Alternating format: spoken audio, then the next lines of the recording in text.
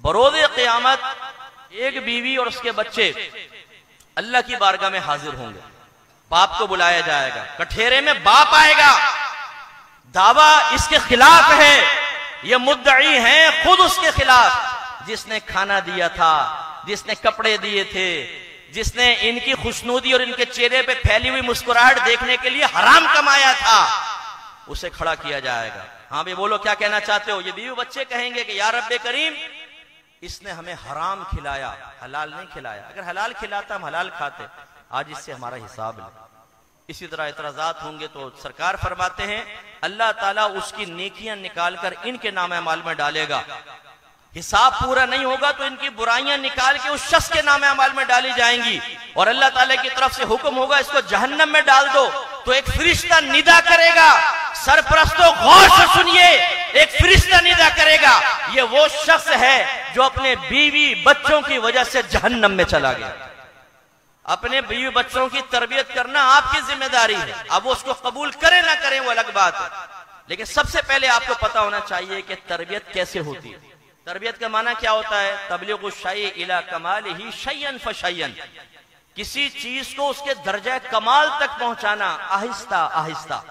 या वालिद का हाल यह है कि वो बाप बन जाने के बाद बेचारा तरबियत हासिल नहीं किया होता तो बच्चों की तरबियत कैसे करेगा? माँ बहन की गालियां वो बके, नमाजें वो कजा करे, हराम वो कमाए और बच्चों का जहन बनाए कि बेटा आज हलाल में कुछ नहीं होता, मौलवी मत बनना वरना भूखे मर जाओगे। क्योंकि कब्रिस्तान में जितनी भी लाशें आ रही हैं वो मौलवियों की आ रही हैं और सब भूख से मरे, सारे के सारे। उनके बीवी बच्चों के जनाजे आ रहे हैं, भूख से तड़प तड़प के मर गए। क्योंकि जो दाढ़ी वाला होता है, जो नेकी पे चल रहा होता है, जो कुरान और हदीस पे अमल करता है, अल्लाह ताला उससे रिस्क को रोक लेता है।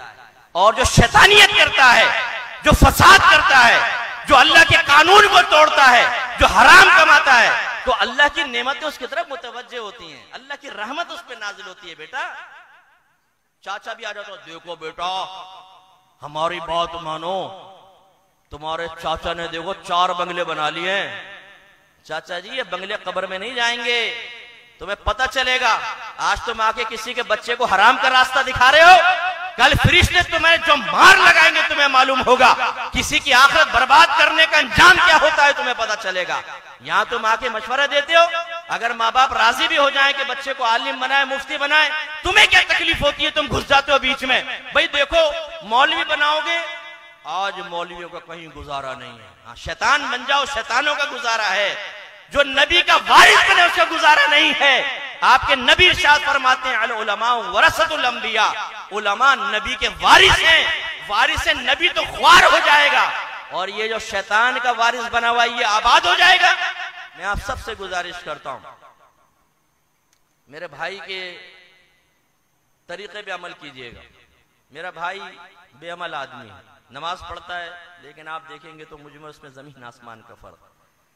जो हमने समझाना था समझाया, नहीं मानता तो कोई ठीक है, बालिग के ऊपर जोर तो नहीं हो सकता। लेकिन जब मैं माहौल में आया तो मेरे भाई के दोस्तों ने मेरे भाई को समझाया कि भैया तेरे भाई को क्या हो गया, मौलवी बन रहा है, इसको समझाओ। अभी ये इसकी उम्र नहीं है मौलवी बनने की। मौलवी बनने की उम्र कब है? जब बिल्कुल यूं हो जाओ ना, कौन आया तब मौलवी बनना। जवानी में कोई मौलवी बनते हैं? जब पेट में हाथ नहीं, मुंह में दांत नहीं, तब मौलवी बनते। इनके नजदीक, आपकी बात नहीं कर रहा हूं, इन लोगों के नजदीक। मुझे कहा कि अपने भाई से कहो अभी तो जवान है, अभी क्या कर रहे है? मेरे भाई ने जवाब दिया, देखो अगर हमें अमल की तौफीक नहीं है ना तो हम किसी को रोकेंगे भी नहीं।